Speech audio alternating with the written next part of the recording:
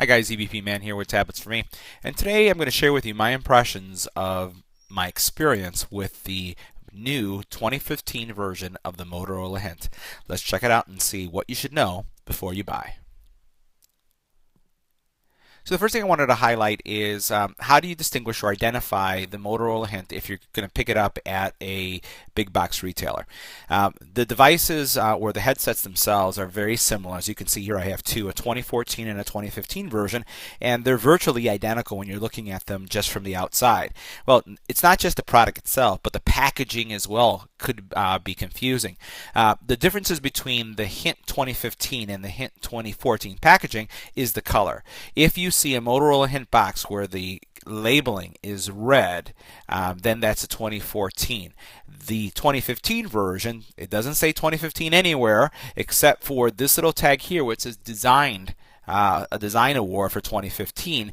This is the one that you're looking for, but if this tag isn't there, you're looking for the blue, not the red. So I've been using the Motorola Hint now for a week in various conditions, both on the road, in my car, walking on the streets, also walking in the Midwest area. There are a lot of overhead trains or metro and also subway stations. So just using in various areas just to see how the reception would be and what people would say. And then there's also been a lot of improvements that Motorola claims for the headset as we compare the 2014 or the 2015. The first thing I just wanted to highlight is the headsets virtually look identical. So this is a 2014, this is the 2015. The packaging, as you can see here, is virtually the same. Now, one of the things that you will not find easily in their literature is they do talk about the fact that they've increased the battery life of the headset to 17 hours. This could be confusing and it could be even misleading because the headsets themselves don't really have more than 3 hours of use, but what they've done is they've increased the battery charge. So the base itself, this is an actual charging base in addition to a carrying case, has been increased, the capacity of the battery, so that you could get 17 hours worth of use. So the headset itself, just by using it normally, you'll get anywhere from 2.5 to 3 hours has been my experience depending on how you use it. But the total battery life is the combination of what the headset can do as well as the battery itself. Now, the second thing that I wanted to warn you on, and one of the things I like doing is I keep a headset with me, but I may not have the headset on all the time. So one of the things that I do with some of my other headsets, like let's say here, this one right here, is I just put it in my pocket when I'm going to go, and then I just turn it on. Well, you really can't do that with the Hint. Old version and the new version. When you take it out of its container, it actually starts blinking, indicating that it is ready to be inserted in your ear. If you don't put it in your ear, it shuts off. You cannot turn it on. There's no on and off switch. This button right here that you press will not turn it on unless you put it back in the case. So if you walk out of your house and you put the earbud in your pocket for later use, it's not going to work. It has to go with the actual case. I found this out the hard way as I just put it in my pocket and wanted to use it later and was found out that I didn't have a headset because it would not turn on. So once again, you have to travel with this charger at all times because it's the only way to activate your headset if it goes dormant. The next point I wanted to highlight is that Motorola claims that they've improved the actual fit of the actual headset. So I wanted you to see both of the headsets side by side. I'm just gonna, this guy's a little bit out, and as I bring them in for a close-up, again, here is the 2014, and then this is the 2015. There's not much noticeable change between the two, with the exception of the actual gel itself.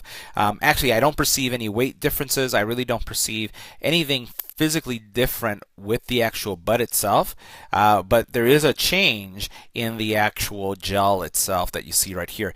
Even on the bottom, you'll notice that the contact points are very close to being in the same place. And as I flip it over this way, there's really, again, not much different physically from one to the other with the exception of the gel.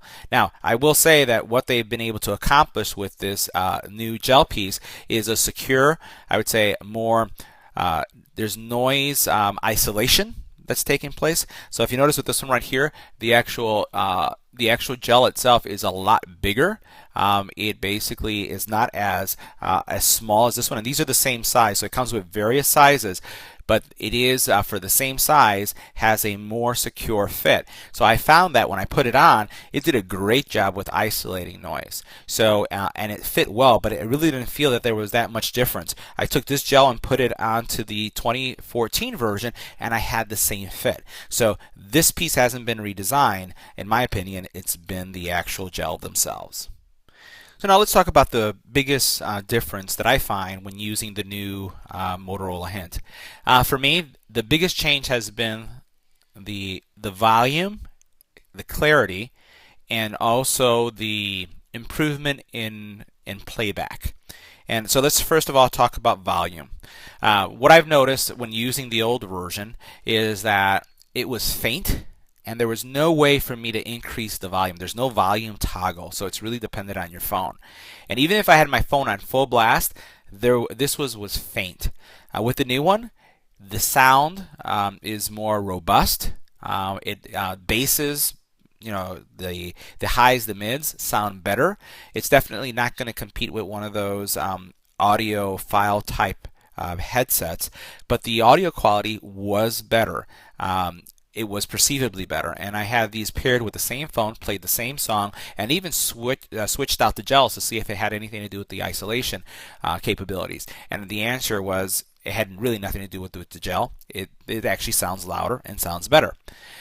When I used it on the various scenarios, so for example, I used it walking underneath a train.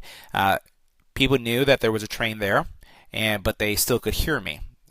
It wasn't annoying enough or bothersome enough where they would say, hey, what's going on? Can you move away so I can talk to you?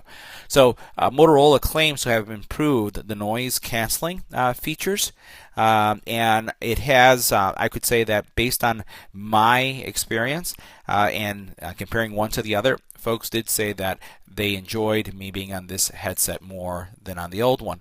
The one thing that they did talk about, though, is that, and this was mixed results, some people said that I sounded very far away.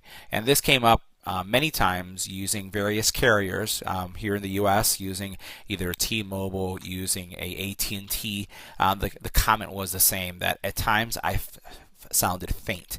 So that's one thing that I'll warn you about. The one thing I did like now about the headset was the overall feel. As I mentioned earlier, it fits snug. It does a great job when it comes to noise isolation.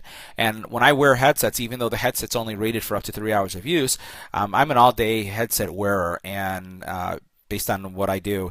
And I found that there was really little to no ear fatigue in wearing this headset for an extended period of time. So that's one thing to be aware of. Now, again, that covers the actual clarity of music playback, and also voice calls, and also fit. The one thing I will say also about this headset is that I was really hoping that we were going to see an improvement in battery life. I know it's small and it's probably a lot to ask, but 3 hours was just not enough for me. I wish that the battery life was much longer, and I know that you can just take this headset and put it into this little charging container, and you could charge away to get up to 17 hours worth of use, but I need continual use beyond the actual 3 hours that it currently provides. So this headset is also compatible with a variety of phones. I tested it with all the phones that we have in our actual demo pool. I tested it on an iPhone 6, 6 Plus, on a Samsung S4, 5, and 6, as well as the Note series, on the LG, and also on the HTC, LG 3 being, and the LG 4. I had no problems pairing. I found that pairing is fast, connectivity is fast in all those phones. But one thing I will say is they do claim that you could get pretty far away from your phone. When I'm trying to look at the packaging right now, but I thought I saw, yeah, here it is. You'll notice that they claim 150 feet. All right, I did not get 150 feet at all. So that's the other thing that I had to highlight, is that the Bluetooth range was not 150 feet. I did find at times that if I had it in my back pocket, that the phone and the headset had a difficult time communicating, and you got like that Mr. Roboto kind of voice where you couldn't hardly hear the person, or like they're a transformer, and would have to move the phone to my front pocket, or in some cases even to my suit pocket, which is even closer to where the headset would be. So I was not able to get the claimed 150 feet. I will say that the battery life, when they talk about that there was an improvement in up to 70% more time, yeah, they have improved the battery capacity on the actual charging cases themselves, and I was quite happy with the actual range. The other thing that they've done, that I'll see if I can get that in focus here, we'll put that right there, is that they have more gels this time. So they have a wider range of gels that you can use that are going to really help when selecting the right fit for your headset. The other thing that I'll say is that the fact that it has this larger case, which for some of you may be a deal breaker, it was easy to carry in a backpack, it was easy to carry in a briefcase, and or ladies, if you want to keep it in a purse, it's something that doesn't take up a lot of space. The actual headset itself, as we talked about the overall fit, I found that unlike other headsets that are larger, very few people were staring at the fact that I was walking with a Bluetooth. Actually, a lot of people thought I was nuts because I would be talking and they didn't really recognize that I had something small in my ear. So if you're the type of person that doesn't like walking around with a big headset and you want something that is small, discreet, then this is a good choice. So now, here's the big question. Would I recommend this Bluetooth headset? I would, based on your use case. If you're someone that doesn't spend a large amount of time on the phone, so your conversations, your total talk time for the day is 2 hours or less. If you're someone that's looking for a headset that is discreet and will fit in your ear, not take up a lot of space, and you're not really telling the world that you have a Bluetooth connected to your ear, then it's another good choice. If you're comfortable carrying around this little charging case at all times, because if you don't have it in your ear or you run out of power, you know that the only way to activate it is by using the case, then this is a good headset for you. If you are a power user, someone who's on the phone for long hours, it is not the right solution for you. So this really focuses on a specific market, light users, someone who are very fashion oriented, who don't want to have or tell the world that they have a headset.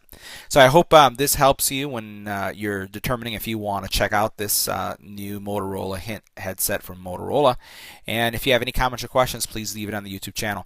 If there's a specific product that you would like for me to review, please leave it in the comment area, and I'll do my best to talk to the manufacturers to see if we can get these in. Once again, thanks for watching. Don't forget to like, subscribe, and share. And once again, if you have any comments about the solution, let me know, and I'll try to answer it as soon as I can.